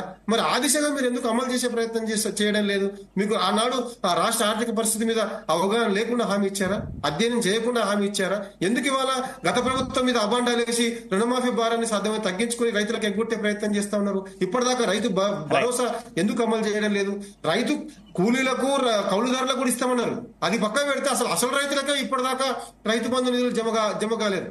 మరి ఇట్లా అందరి చెవులో పూలు పెడుతూ సంబరాలు చేసుకుంటాము, హంగామా చేసుకుంటామంటే ఎవరు హర్షించరు. ఇది రాష్ట్ర ప్రభుత్వానికి శోభనివ్వదు. 8 నెలల్లోనే అందరినీ గాయపరిచే పనులు చేస్తా ఉన్నారు. ఇప్పటికైనా దీన్ని ఆత్మవిమర్శ చేసుకోవాలి. రాష్ట్ర ప్రభుత్వం చిత్తశుద్ధి ఉండాలి, పాలనలో కనిపించాలి, ప్రజలకు అర్థం కావాలి, రైతులకు అర్థం కావాలి. అప్పుడు రైతులు హర్షిస్తారు తప్ప ఈ హంగామా చూసి, ఈ పై పనులు చూసి, ఈ పాక్షిక స్కీముల అమలు చూసి రైతులు హర్షించారు. Right, okay. వివిరావు గారు, కొంతమంది నుంచి కొన్ని వాదనలు కూడా ఉన్నాయి. అసలు రుణమాఫీ లాంటి పథకం అవసరమా? ఎందుకంటే దానికి కొన్ని ఉదాహరణలు కూడా చెప్తున్నారు. ప్రజెంట్ ఉన్నటువంటి జనరేషన్ లో చాలా మంది ఎవరైతే భూమి ఉన్నారో వాళ్ళు ఎవరు కూడా వ్యవసాయం చేయట్లేదు, కేవలం కౌలుకు మాత్రమే ఇచ్చేస్తున్నారు. కాకపోతే ఆ వ్యవసాయ భూముల మీద పేరు చెప్పి రుణాలు తెచ్చుకుంటున్నటువంటి పరిస్థితి. సో నిజంగా వ్యవసాయం చేసేటటువంటి వాళ్ళకి న్యాయం జరగట్లేదు కదా ఇలా ప్రభుత్వాలు రుణమాఫీలు చేసుకుంటూ పోతే అనేటటువంటి ఒక వాదన ఉంది. దాంతో ఏకీభవిస్తారా? ఖచ్చితంగా. ఇప్పుడు ఏం జరుగుతుంది, ఈ కేంద్ర రాష్ట్ర ప్రభుత్వాలు ఈ ప్రభుత్వాల్లో వస్తున్నటువంటి వ్యక్తులు ఎవరైతే ఎన్నుకోబడడానికి ముందుకు వస్తున్నటువంటి వాళ్ళు, బీఫామ్స్ పంచుతున్నటువంటి వ్యక్తుల యొక్క ఆలోచన విధానం మనం చూస్తే ప్రజలందరినీ సమగ్రంగా కలుపుకొని, వాళ్ళ అభిప్రాయాలను కలుపుకొని, ప్రజలకు ఏం కావాలి, ఇప్పుడు కూడు గుడ్డ నీడ దగ్గర నుండి ఈ రోజు అభివృద్ధి సూచికలుగా మారినటువంటి పరిస్థితి. ఒకప్పుడు 25-30 సంవత్సరాల కింద కూడు గుడ్డ నీడ అనేది ఉండేది, అది అయిపోయింది. ఇప్పుడు ప్రతి ఒక్కరికి కావాల్సింది ఏంటంటే అభివృద్ధి అంటే ఉపాధి. వాళ్ళు ఏదైతే ఈ రోజు వసతులు కోరుకుంటున్నారో, ఏదైతే ఈ రోజు అభివృద్ధి పేరు చెప్పుకొని ఈ రోజు ప్రతి ఒక్కరి ఆదాయాలు పెంచుకోవాలనేది, అంటే ఎందుకంటే వాళ్ళ పనుగడ కోసం ఈ రోజు వాళ్ళకి ఖర్చు పెరుగుతా ఉంది. ఈ రోజు వాళ్ళకి విద్య, వైద్యం, తర్వాత ఈ రోజు వాళ్ళు కొంత మనుగడ కోసం, వాళ్ళు రిటైర్మెంట్ కోసం ప్లాన్ చేసుకొని బతికేటువంటి రోజులు ఈ రోజు అన్ని కాస్ట్లీ అయిపోయినాయి. వైద్యం ఈ రోజు ఏ చిన్న ఆరోగ్య సమస్య వచ్చినా కోట్ల లక్షలలో ఖర్చు అవుతుంది. విద్య విషయంలో అదే పరిస్థితి ఉంది. మరి ఈ రోజు ఆదాయాలు ఆ పరిస్థితిలో ప్రభుత్వాలు ఆలోచిస్తున్నాయా? ఏదో కొద్ది మంది ఇండస్ట్రీస్ పెట్టిన వాళ్ళకి మాత్రం లక్షల కోట్ల రూపాయలలో మాఫీ చేస్తే, మరి ఇప్పుడే చెప్పారు 20 లక్షలు, గతంలో ఉన్న 5-6 లక్షల నుంచి ఇప్పుడు 20 లక్షలకు మాఫీకి తీసుకొచ్చారు. మరి మాఫీల రాజ్యము కొనసాగిస్తున్నప్పుడు ఒక పక్కన ఆదాయాలు పెంచకుండా మాఫీల మీద ఎంతకాలం నడుపుతారు? నడపడం ద్వారా మీ ప్రభుత్వాలు కొనసాగుతాయా? మరి ఈ ప్రభుత్వాలు కొనసాగే పరిస్థితిలో మళ్ళీ వచ్చే కొత్త ప్రభుత్వం పాత పథకాలను క్లోజ్ చేస్తామని చెప్తున్నారు, చేయలేరు. ఎందుకంటే ప్రజలు ఒకసారి దీనికి అలవాటు పడ్డాక మీరు వాళ్ళ ఆదాయాలు పెంచకుండా, గతంలో రూపాయి బియ్యం తగ్గించలేదు, ఇప్పుడు మీరు తీసుకొచ్చినటువంటి, ఇప్పుడు గత ప్రభుత్వం తెచ్చినటువంటి పథకాలు, కన్యాల లక్ష్మి కావచ్చు, ఏ పథకాలైనా కూడా, ఇప్పుడు వీళ్ళు తీసుకున్నటువంటి కేసీఆర్ కిట్లు కావచ్చు, ఇవన్నీ కూడా మీరు స్టాప్ చేస్తామంటే ప్రజల్లో ఇంకో రియాక్షన్ వస్తుంది. ఇవన్నిటికీ మూలం ఏంటంటే ఆర్థికంగా వాళ్ళ యొక్క మూలాలు పెంచకపోవడం. ఆర్థిక మూలాలు పెంచాలంటే ప్రజలను సమగ్రంగా వాళ్ళ యొక్క ఆర్థిక విధానాల్లో పాల్పంచుకునే విధంగా వాళ్ళతో చర్చించి వాళ్ళ మూలాలను గ్రహించి మనం పనిచేయాలి. ఇలా మీరేం చేస్తా ఉన్నారు, పూర్తిగా ఇప్పుడు గ్రామంలో ఒక రైతుకు తిండి పెట్టలేం కానీ వాడి భూమి విలువను మాత్రం రియల్ ఎస్టేట్ చేస్తా ఉన్నారు. ఒక పక్కన మన పార్టీలన్నీ కూడా రియల్ ఎస్టేట్ ఏజెంట్లు, బ్రోకర్ లాగా మారిపోయి గ్రామాలలో భూముల విలువలు పెంచేసి, అంటే ఈ అసమానమైనటువంటి ఆర్థిక విధానం ద్వారా ఇక్కడ ఒక అసమతుల్యత ఏర్పడింది. ఇవాళ యువత ఎవరైతే ఉపాధి కోసం పనిచేస్తున్నారో వాళ్ళేమో పొరల మీదకి గొడవ చేస్తున్నారు, రైతులేమో ఇవాళ రుణాలు మాఫీ చేసుకునే పరిస్థితుల వరకే పరిమితమై ఉన్నారు. కానీ ఏదైతే సమగ్రమైన అభివృద్ధి మీరు కోరుకుంటున్నారో, ఒక పక్కన అంబానీలు, అదానీలు వాళ్ళ యొక్క ఆదాయం చూస్తే ఒక రాష్ట్ర కేంద్ర బడ్జెట్లకు సమానంగా ఎదిగినటువంటి పరిస్థితి ఉంది.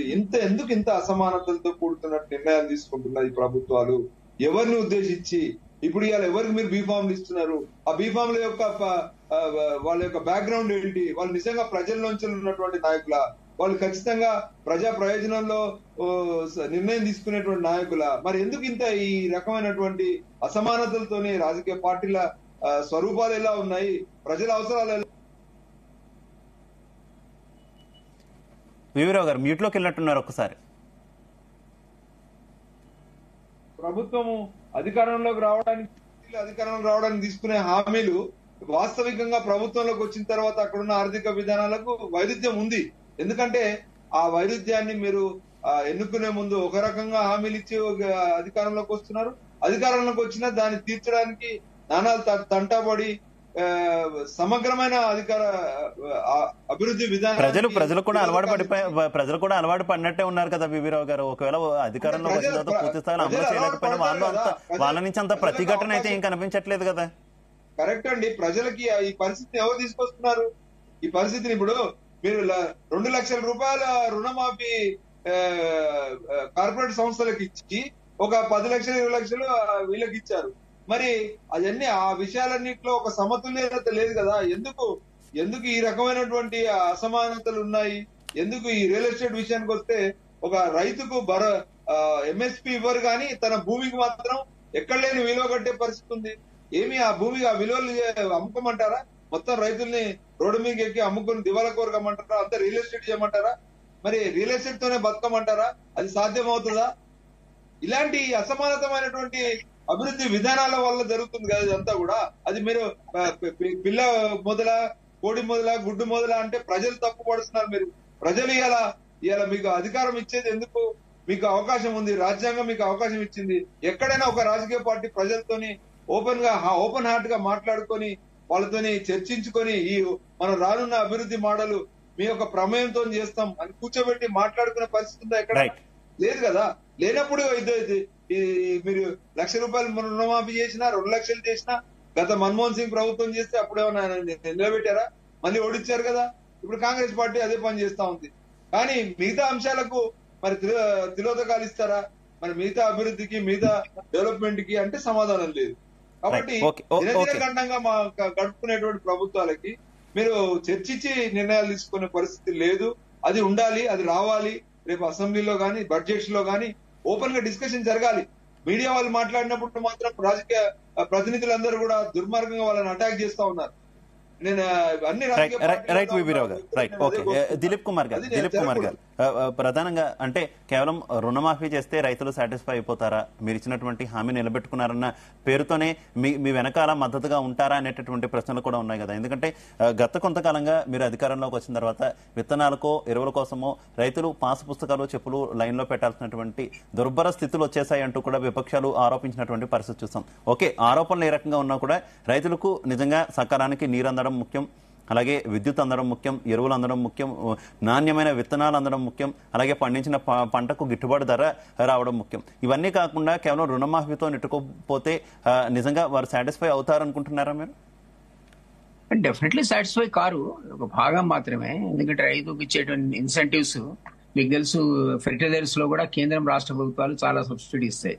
అదేవిధంగా మీరు అన్నట్టు నాణ్యమైన సీడ్స్ గురించి రకరకాల హెచ్చరికలు చేయడం, ప్రాంతీయంగా ఉన్నటువంటి నోడల్ ఆఫీసర్స్ ఏ కంపెనీ నుంచి కొనాలో కూడా చెప్పడం జరుగుతున్నా వాళ్ళకు డోర్ డెలివరీ చేసి నకిలీ విత్తనాలు చాలా మంది సందర్భాల్లో ఇస్తున్నారు. దానికి చెక్ చేయాల్సిన అవసరం ఉంది. దానికి ఒక మెకానిజం అండ్ మెషినరీ కూడా ఉంది. సో ఇది ఒక కాంప్రహెన్సివ్ సబ్జెక్ట్. ఇది జస్ట్ లైక్ దట్ మేము 1 లక్ష రూపాయలు 2 లక్షలు మాఫీ చేసినంత మాత్రాన రైతు మొత్తం జీవన పరిస్థితులన్నీ పైకి వస్తాయని అనుకోవడం నేను కూడా యాక్సెప్ట్ చేస్తాను. అది కరెక్ట్ కాదు. So lot needs to be done. రైతు అనేవాడు ఈ రోజు తక్షణ సహాయం, రకరకాల సహాయం అందుకోవాల్సినటువంటి పరిస్థితిలో ఉన్నాడు. ఆయన రావు గారు చెప్పినట్టుగా ఈ ఓవరాల్ గా ఈ పర్చేస్ పవర్ పెరగాలన్నా, వాళ్ళ జీవన శైలిలో వృద్ధి పెరగాలన్నా, ఆర్థిక శక్తి వాళ్ళది పెరగాలన్నా, ఇవన్నిటికి కూడా రకరకాల ఇన్సెంటివ్స్ అవసరం. ఒకటి ఏంటంటే ఇట్లాంటి మీరు ఇన్సెంటివ్స్ ఇవ్వకుండా, దాని గురించి మీరు ప్రచారం చేయకుండా రైతుల లోపల భరోసా కలిగించలేదు. మా కోసం ఏదో చేశారనేటువంటి ఒక నమ్మకం వాళ్ళకి కలగాలి కదా. ప్రభుత్వం ఉంది, మాకు సహాయం చేస్తున్న నమ్మకం కలిగించడం కోసం ఇట్లు కొన్ని ఇన్సెంటివ్స్ ఇవ్వడం జరుగుతుంది. అంతేగాని మొత్తమే 100% ఇన్సెంటివ్ కావు.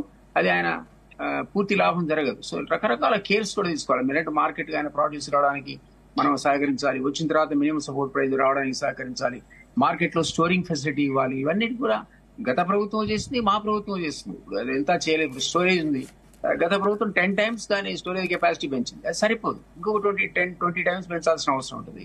మనం ప్రభుత్వాలను గత ప్రభుత్వం ఏమీ చేయలేదు, వాళ్ళ అభివృద్ధి జీరో అని ఎప్పుడు అనలేము. ఎందుకంటే డెవలప్మెంట్ ఇది డైనమిక్ సిచ్యువేషన్.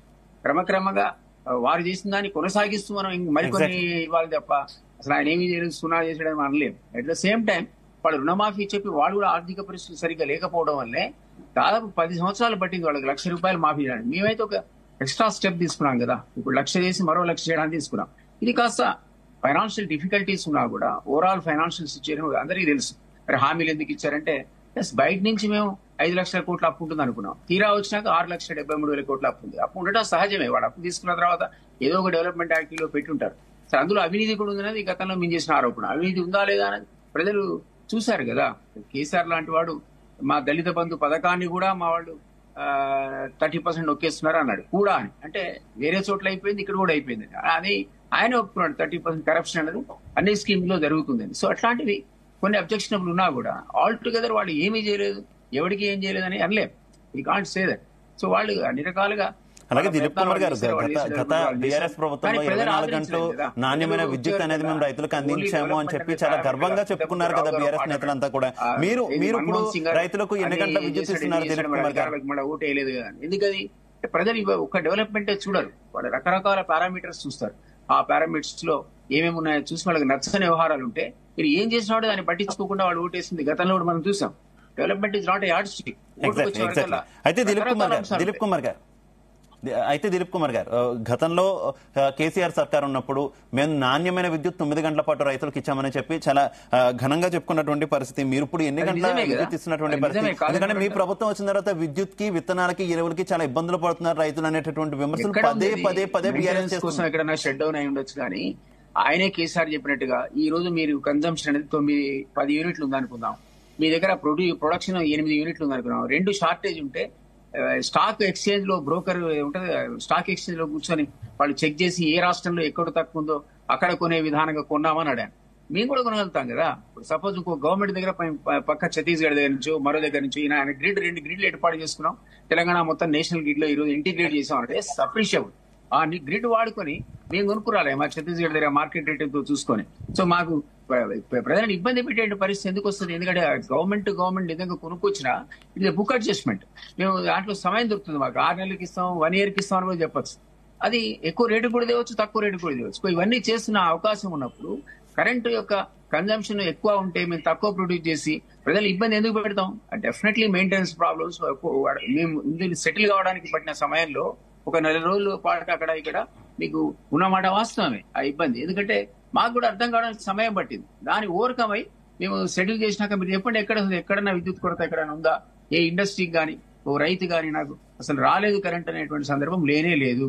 అక్కడ అప్పుడప్పుడు పవర్ కట్స్ ఉంటే ఉండొచ్చు, కానీ అది ఓన్లీ మెయింటెనెన్స్ కోసం, మరో కారణం తప్ప రెగ్యులర్ పాలసీలో అప్పుడు వాళ్ళు అందించినట్టే ఇప్పుడు కూడా నాణ్యమైన విద్యుత్ మేము అందిస్తున్నాం అన్నమాట. మీరు రైతులు అడగండి, మమ్మల్ని అడగడం ఎందుకు? వాళ్ళు ఎక్కడ ఇబ్బంది పడలేదు వాటర్ విషయంలో కానీ ఈ ఎలక్ట్రిసిటీ విషయంలో కానీ. కేవలం ఇనిషియల్ గా మేము సెటిల్ డౌన్ అయ్యే టైం లోపల 1 or 2 months మీకు ఆ తేడా కనిపించింది. ఆ తర్వాత దాన్ని ఓవర్కమ్ అయ్యాం. ఎక్కడ మార్కెట్ లో ఉంటే అక్కడ కొంటున్నాం, ప్రొడక్షన్ సరిగ్గా ఉంటే సప్లై చేస్తున్నాం. ఓకే ప్రేమేందర్ రెడ్డి గారు అసలు ఏంటి జాతీయ స్థాయిలో రుణమాఫీ లాంటి హామీని భారతీయ జనతా పార్టీ ఎప్పుడు కూడా ఏ రాష్ట్రంలోనూ ఎక్కడ కూడా ఇచ్చిన పరిస్థితి లేనట్టుంది. సబ్జెక్ట్ టు కరెక్షన్ అసలు ఉంటే మీరు చెప్పాలి. ప్రధానంగా ఇచ్చిన హామీ అయితే లేదు, ఇవ్వదు కూడా. కానీ కార్పొరేట్లకు మాత్రం రుణమాఫీ చేస్తుంది, రైతులకు లాంటి వాళ్ళకి మాత్రం రుణమాఫీ చేయదు అనేది కాంగ్రెస్ విమర్శ ఎప్పటి నుంచో జాతీయ స్థాయిలోనే ఉంది కదా. ఏమంటారు దానికి సంబంధించి? అది తప్పు. కాంగ్రెస్ పార్టీ కూడా కార్పొరేట్లకు చేయవలసిన పరిస్థితి ఏర్పడుతుంది. కార్పొరేట్లకు చేసినప్పుడు ఏమవుతుంది అంటే అంతకంటే ఎక్కువ రెవెన్యూ గవర్నమెంట్ కు ఉంటేనే చేస్తారు. ట్యాక్సెస్ రూపంలో గానీ మనకు జాబ్స్ గానీ మిగతాయి గానీ క్రియేషన్ ఉంటది అనుకుంటేనే అది చేస్తారు తప్పితే లేకపోతే మరొకటి కాదు. రెండోది ఏంటంటే ఇప్పుడు ఇవాళ కాంగ్రెస్ పార్టీ ఇక్కడ చెప్తున్నది మేమేదో బాగా విజయం మిగతా వాటి సంగతి ఏంది అంటే దీన్ని ఒక్కటే ఏదో రకంగా చేసి గొప్పలు చెప్పుకొని మిగతా యొక్క ఫార్మ్ మెకనైజేషన్ ఉన్నది, తర్వాత అదర్ సబ్సిడీస్ ఉన్నాయి, తర్వాత ఇప్పుడు నేను చెప్పిన మిగతా యొక్క కౌలు విషయంలో కావచ్చు, తర్వాత విధంగా రైతు కూలీల అకౌంట్ లో పైసలు ఇస్తామన్నారు. ఇలాంటి అనేకం కూడా చేయవలసిన అవసరం ఉన్నది. ఇది ఒక్కటి చేసి వాటన్నిటికీ బంద్ పెడదామనే ఒక ఆలోచనలో ఉన్నట్టుగా కనిపిస్తున్నది. దీనికే ఇంత చెమట పడితే ఇంకా మిగతా వాటి సంగతి ఏంది? రైతు భరోసా సంగతి ఏంది? రైతు భరోసా ఇప్పటి వరకు ఎందుకు ఇవ్వలేదు? దాని గైడ్ లైన్స్ ఎందుకు రిలీజ్ చేయలేదు? ఇవాళ కమిటీల పేరుతో ఎందుకు కాలయాపన చేస్తున్నారు? అంటే మీరు కేవలం దీనికోసమే అన్ని ఏదో రకంగా చేసినాం అనే స్థితి మంత్రుల యొక్క స్టేట్మెంట్స్ మిగతా అన్ని చూస్తే కనిపిస్తున్నది. ఇదే ఎంతో గగనం అయిపోయింది, ఇక మిగతా ఏం చేస్తాంలే అనే యొక్క మాట ఇండైరెక్ట్ గా వాళ్ళు మాట్లాడుతున్న యొక్క పరిస్థితి కనిపిస్తున్నది. కాబట్టి మిగతా కూడా చేసినప్పుడే మీరు సంబరాలు చేసుకుంటే దాన్ని హర్షిస్తారు రైతులైనా ప్రజలైనా ఎవరైనా. కానీ మిగతా ఏవి చేయకుండా ఏదో రకంగా అన్నిటిని ఆపేసి ఇది ఒక్కదానికి ఇటువైపు ఇచ్చి మిగతా డెవలప్మెంట్ యాక్టివిటీ కావాలి, ఈడ సంక్షేమం ఉండాలి. డెవలప్మెంట్ యాక్టివిటీ కూడా ఇంపార్టెంటే. ఈడ డెవలప్మెంట్ యాక్టివిటీ లేకపోతే మనం చూసినాం మొన్న ఆంధ్రప్రదేశ్ లో జగన్మోహన్ రెడ్డి గారి ప్రభుత్వం ఏ విధంగా కేవలం సంక్షేమం గురించి ఆలోచిస్తే ఏ విధంగా అయిందో మనం చూసినాం. కాబట్టి సంక్షేమం ఎంత ముఖ్యమో డెవలప్మెంట్ కూడా అంత ముఖ్యం. సంక్షేమంలో మీరు చెప్పిన మాటను అన్నింటినీ పూర్తి చేస్తే తప్పక మీకు ప్రజలు మీకు అనుకూలంగా ఉంటారు, మిమ్మల్ని మళ్ళీ గెలిపించే అవకాశం ఉంటది. కానీ మీరేదో కప్పదాటుడు వ్యవహారంతో ఏదో చేసినాం అనే పేరుతో చేస్తే అల్టిమేట్ గా ప్రజలకు రైతులకు మిగతా వాళ్ళకి అర్థమవుతుంది మీరు ఏం చేసిండ్రు అనేది. మిగతా వాళ్ళ ఏదో మీడియాలో చెప్పినంత మాత్రాన లేకపోతే తెలియని వాళ్లకు ఏదో గ్రామాల గురించి పట్టణాల గురించి గ్రామాల్లో చెప్పి మేము బాగా చేస్తున్నాం అని చెప్పినంత మాత్రాన ఉపయోగం ఉండదు. ఎవరైతే దాని యొక్క స్టేక్ హోల్డర్స్ ఉన్నారో వాళ్ళకి అర్థమైపోతుంది. ఇప్పుడు మీరు మహిళలకు 2,500 ఇస్తామన్నారు, ఇంతవరకు ఇస్తలేరు. ఏంది అనేది వాళ్ళకి తెలుస్తుంది కదా. పెన్షన్ 4,000 ఇస్తామన్నారు, ఇంతవరకు ఇస్తలేరు. ఏందనేది వాళ్ళకి తెలిసిపోతుంది కదా. కాబట్టి ఇప్పుడు అనేక చోట్ల రోడ్లు పరిస్థితి ఉంది. ఆ రోడ్ల పరిస్థితి ఏం జరుగుతుంది అనేది ఇంకా కొద్ది రోజులు పోయినాక తెలిసిపోతుంది. కాబట్టి ఒకటే నేను చెప్పేది ఏంటంటే కాంగ్రెస్ ప్రభుత్వం ఓపెన్ గా ఉండాలి. మీరు ఏదో మాయం చేసి నేను ఏదో గడుపుతాను అంటే జరగదు. ఇది మీరు ఏదైతే మాటలు మాట్లాడారో మీరు పూర్తి అవగాహనతోనే మాట్లాడినని నేను అనుకుంటున్నా. మీకు ఆర్థిక పరిస్థితి గురించి పూర్తి అవగాహన ఉండే మాట్లాడినని నేను అనుకుంటున్నా. కాబట్టి మీరు తప్పక మీరు చెప్పినవన్నీ చేయగలిగే స్థితిలో ఉన్నామని నమ్మే మీరు ఆ వాగ్దానాలు చేసింది. అందుకోసం అవన్నీ చేయండి, చేసి తప్పక ప్రజల మన్ననలు పొందండి. లేదంటే మీకే విధంగా ప్రజలు ఓట్లేసి గెలిపించిండ్రు, మమ్మల్ని గెలిపించిండ్రు. కాకపోతే మీరు అధికార పార్టీ, మన ప్రధాన ప్రతిపక్ష పార్టీ. అందుకోసం మేము మా వంతు పాత్ర నిర్వర్తిస్తుంటాం. ప్రజల పక్షాన నిరంతరం మేము పోరాటం చేస్తాం.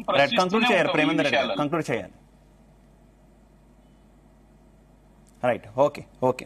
ఆంజనేయులు గారు కంక్లూడ్ చేయాలి. చివరిగా ఏం చెప్తారు ఆంజనేయులు గారు? కాంగ్రెస్ పార్టీ నాయకులు మాట్లాడుతున్నట్టు అడ్డగోలుగా మాకు అప్పులు చేసి పెట్టిపోయారు అనే మాట అది సహేతుకం కాదు.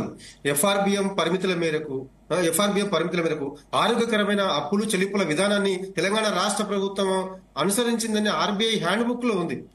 ఆ తీసుకున్న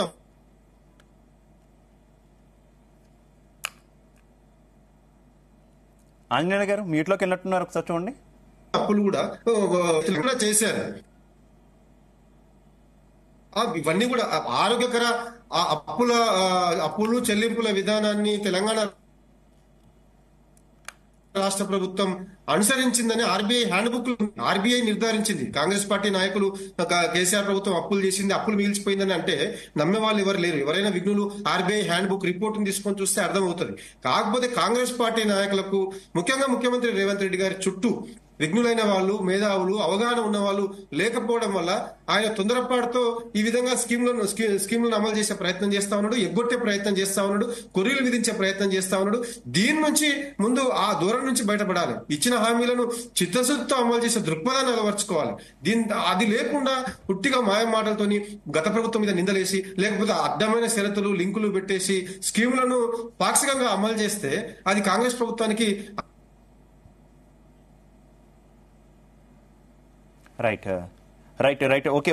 చెడ్డ పేరు అవుతుంది. మళ్ళీ కోలుకోలేదు. రోడ్ల మీదకి వచ్చి ధర్నాలు చేశారు కదా.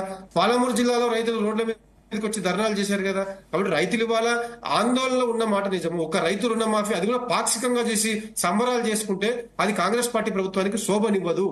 వాళ్ళే అబాస్ ఫాలో అవుతారు. Right, okay okay. Dilip Kumar గారు కంక్లూడ్ ప్లీజ్. దిలీప్ కుమార్ గారు కంక్లూడ్ చేయాలి. చివరిగా ఏం చెప్తారు? నాకా? మీరే సార్. నేనేమంటున్నానంటే హామీలు ఇచ్చిన మాట వాస్తవమే. వాటిని యథార్థ రూపం తీసుకోవడానికి ప్రజలు మాకు ఒక 5 years మ్యాండేట్ ఇచ్చారు. కానీ కొన్ని నిర్ధారించుకున్నాం మేమే, ఈ టార్గెట్ అని. కాబట్టి ఆ టార్గెట్ ప్రకారంగా చేయాల్సిన అవసరం ఉంది. మీరు ఆ టార్గెట్ మీరు అచీవ్ అవ్వట్లేదు ప్రతిపక్షాలలో తప్పేం లేదు. బట్ స్టిల్ నేనేమంటానంటే ఈ ఇంత ఆర్థిక లోటు ఉందనే విషయాన్ని మేము అంచనా వేయలేకపోయాం. 5 లక్షల కోట్లు అనుకున్నాం. ఆయన అంటే అది FRBM లిమిట్ కు లోబడే వాళ్ళు లోన్ తెచ్చుండొచ్చు. కానీ అర్థం కావాల్సింది ఏంటంటే FRBM లిమిట్ కు పక్కకు పెట్టి రకరకాల కార్పొరేషన్లు ఏర్పాటు చేసి దాని ద్వారా లోన్ తెచ్చుకున్నారు. అది RBI నోటీస్ ఇచ్చింది, మనకే కాదు కేంద్రానికి ఇచ్చింది, మాకు ఇచ్చింది, మీకు ఇచ్చింది. ఆ నోటీసుల ప్రకారంగా అర్థమైంది ఏంటంటే కార్పొరేషన్ లోన్లు కూడా FRBM లిమిట్లోకి తేవాల్సిందే. వీళ్ళు కాదనుకొని రకరకాల అప్పులు చేసి ఒక 3-4 మంత్స్ జీతాలు ఇవ్వడానికి కూడా ఇబ్బంది పడ్డారు, పెన్షన్లు చెల్లించడానికి కూడా డిలే అయింది. మళ్ళీ ఓవర్కమ్ అయ్యారు. అవన్నీ యాడ్ అయినాక డెఫినెట్లీ అగ్రీ విదిన్ FRBM లిమిట్లో చేసి ఉండొచ్చు.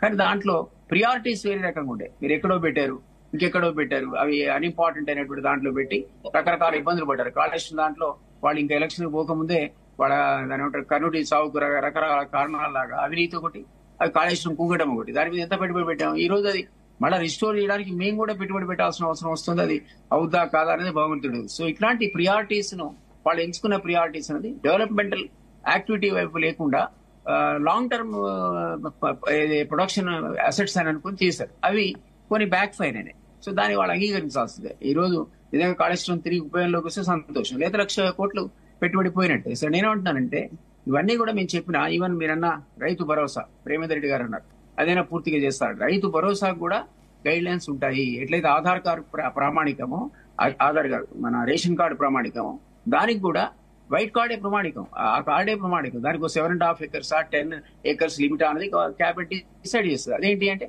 మరి గతంలో మనమే అన్నాం కదా, మీరు కూడా అన్నారు కదా, అర్హత ఉన్నవాడికి ఇచ్చారు, అర్హత లేని వాడికి ఇచ్చాడు. అంటే 10 ఎకరాల పైన ఉన్న వాళ్ళకి అవసరం లేదని ఒక కాన్సెప్ట్.